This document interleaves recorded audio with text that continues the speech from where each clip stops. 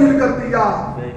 بادشاہ آئے چلے گئے لیکن داتا نے اجمیری آئے پھر قیامت تک داتا کی نعرے لگائے. غریب نواز آئے اب قیامت تک غریب نواز کے نعرے لگتے رہیں گے.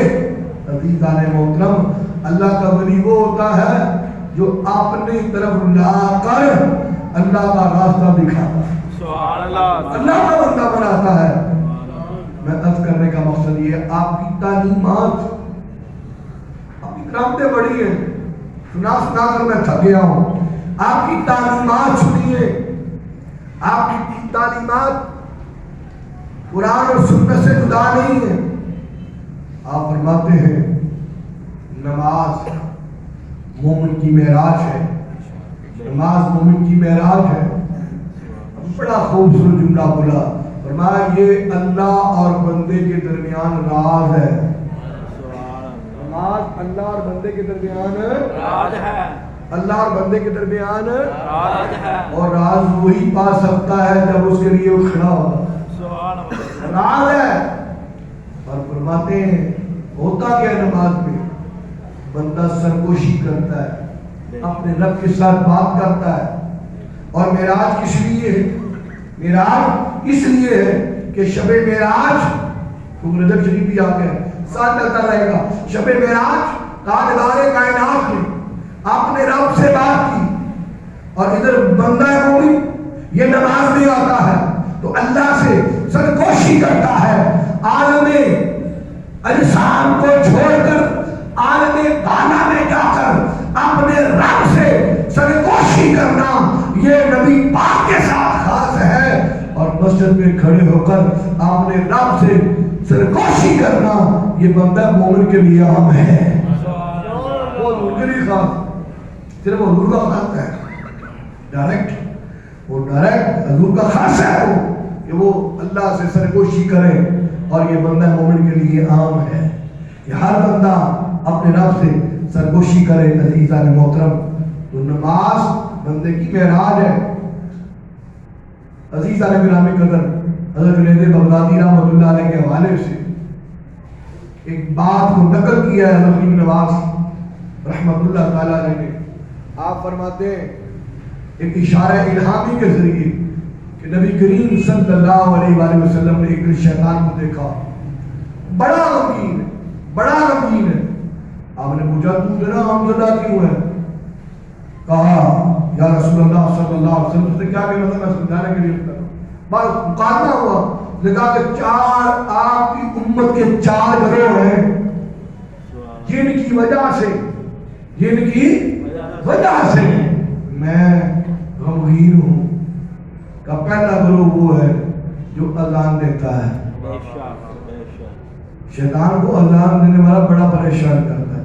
اگر پہلا گروہ ہے جو مؤذن, جب وہ اذان دیتا ہے اور اذان دینے والا اذان پڑھ رہا ہوتا ہے اور اذان سننے والا اذان سننے میں مشغول ہو جاتا ہے اور اس کا جواب دیتا ہے, جب اذان پڑھ کے بندہ فارغ ہوتا ہے اور جواب دینے والا جواب دے کے فارغ ہوتا ہے, اللہ اذان پڑھنے والوں اور جواب دینے والوں دونوں کو بخش دیتا ہے. جواب دیا کرو. اللہ اکبر کا جواب اللہ اکبر ہے, اشہد اللہ کا جواب اشہد اللہ الہ الا اللہ ہے, اشہد ان محمد رسول اللہ صلی اللہ علیہ وسلم ہے. انگوٹھے چھو کر بھی آپ کو میں لگا سکتے ہیں, قرۃ عینی پہ کہ یا رسول اللہ بھی پڑھ سکتے ہیں. اور اس کے ساتھ حی الصلاۃ کا جواب لا حول ولا قوۃ الا باللہ, حی الفلاح کا جواب بھی یہی ہے لا حول ولا قوۃ الا باللہ. اور الفاظ بھی آئے اللہ اکبر لا الہ الا اللہ, بندہ پڑھ کر نبی پاک پر درود پڑھتا ہے اور اللہم رب ھذہ الدعوۃ التامہ کی دعا پڑھتا ہے, مقام محمود کی دعا کرتا ہے. حضور نبی کریم صلی اللہ علیہ وسلم فرماتے ہیں اس بندے کے لیے شفاعت کرنا ان پر واجب ہو جاتا ہے. سبحان اللہ. اذان سنی, جواب دیا. شیطان کہتا ہے رمضان سننے والے کو جواب دے رہا ہے, اس کو بھی معاف کر رہا ہے, بخش رہا ہے. جو اذان دے رہا ہے اس کو بھی بخش رہا ہے. کا نمبر 2 وہ مجاہد جب گھوڑے پہ سوار ہوتے ہیں جہاد کرنے کے لیے. آج ہمارے تصور جہاد کو ختم کیا جا رہا ہے.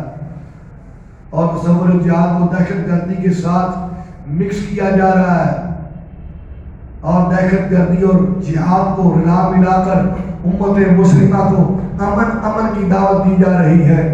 ہاں اسلام امن کی بات کرتا ہے. جب اسلام نافذ ہو جائے گا امن ہو جائے گا, لیکن جب اسلام کی اقدار پر, اسلام کی شعار پر اور ناموس رسالت پر حملہ ہوگا, اس وقت امن کی بات نہیں ہوگی, اس وقت غیرت کی بات ہوگی. نعرہ تکبیر, نعرہ رسالت, نعرہ رسالت, نعرہ تحقیق, نعرہ حیدری, لبیک لبیک لبیک.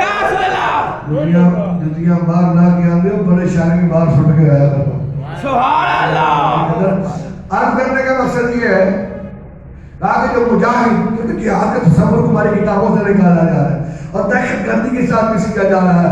میں یہ نہیں کہتا کہ ہر بدل جہاد کے لیے کھڑا جائے, لیکن جہاد بہت اور ایک وقت آنے والا کو کرنا پڑے گا. آپ کو آپ کے اجاروں کی یعنی فراغ ان کو کہہ رہا ہوں جن کے اجار ہیں, جن کے اجار ہیں محمد عربی کے دار ہیں, اپنے آپ کو کہتے وفادار ہیں, ہم جان اشار ہیں, ہمیں وفا شعار ہے, ہمیں تو اعتبار نہیں ہے, اعتبار نہیں ہے. ان کے یار کہتے ہیں اب اسلام کی عزت کے خلاف جنگ لازمی ہو گئی ہے. میں نے کہا قربان جاؤ امیر المجاہدین تیری فراست کے, خالد مجاہدین تیری فراست کے. انہوں نے تو بڑی دیر پہلے کہہ دیا تھا ان کا علاج معاشی بائیکاٹ نہیں ہے, ان کا علاج جہاد ہے. گستاخ رسول کی ایک سزا, گستاخ رسول کی ایک سزا, گستاخ رسول کی ایک سزا, گستاخ رسول کی ایک سزا. جو ہم بات کریں گے انہیں ڈالر توڑ دیں گے, اور جو نموس رسالت کی بات کریں گے ان کے لیے ہتھکڑیاں ہوگی, جیلیں ہوگی, پھانسی کے پھندے ہوں گے. اور جاؤ ہمیں تمہارے ڈالروں سے پیار نہیں ہے, ہمیں گنبد خضرا کے خواب سے پیار ہے.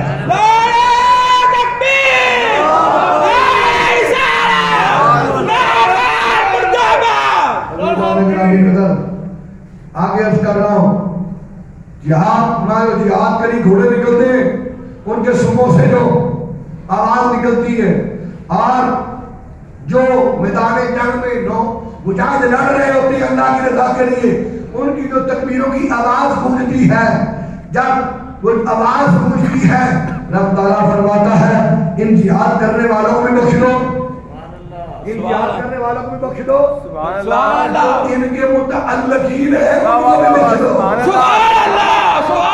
متعلقین کون کون ہیں جو کہتے ہیں اچھے بندے جہاد کر رہے ہیں, اچھے بندے. میں پہلے کہہ رہا ہوں یہ مغرب کی سازش ہے, جہاد اور دہشت گردی کو ایک ہی معیار میں تولنا, ایک ہی پیمانے پہ تولنا. دہشت گردی اور ہوتی ہے, جہاد اسلام اور ہوتا ہے. آگے تیسرا شخص وہ ہے جو نیک کمائی کسب حلال, یہ ولایت ہے, یہ بھی ولایت ہے. کسب حلال کماتا ہے, خود بھی کھاتا ہے, اس کو درویش کہا گیا, خود بھی کھاتا ہے, اوروں کو بھی کھلاتا ہے, اوروں کو بھی کھلاتا ہے, خود بھی کھاتا ہے, اوروں کو بھی کھلاتا ہے. اللہ تعالیٰ دونوں کو معاف فرما دیتا ہے. نماز فجر پڑھے اور وہیں پر بیٹھ جائے, اس میں وضو کی اجازت ہے, اور وضو دوبارہ کرنا وہ حالت علیحدہ, استثناء علیحدہ ہوتا ہے. جو فجر پڑھ کے اشراق تک وہیں بیٹھا رہے, حضور کریم نواز فرماتے ہیں سنو, جو وہاں بیٹھا رہے اور شیطان کے غمگین ہونے کا مسئلہ. چوتھا طبقہ نماز فجر پڑھی, وہیں پر بیٹھ گیا, اللہ اللہ کرتا رہا, قرآن پڑھتا رہا, تسبیح پڑھتا رہا, اللہ کا ذکر کرتا رہا, رسول اللہ پر درود پڑھتا رہا, اپنے مراد و وظائف کرتا رہا. اشراق کی نماز کا وقت ہو گیا, اشراق پڑھی, اللہ فرماتا ہے اس کو بھی بخشو, اس کو بھی بولو, اس کو بھی بخشو, اور اس کے 70,000 کامیوں کو بھی بخش دو.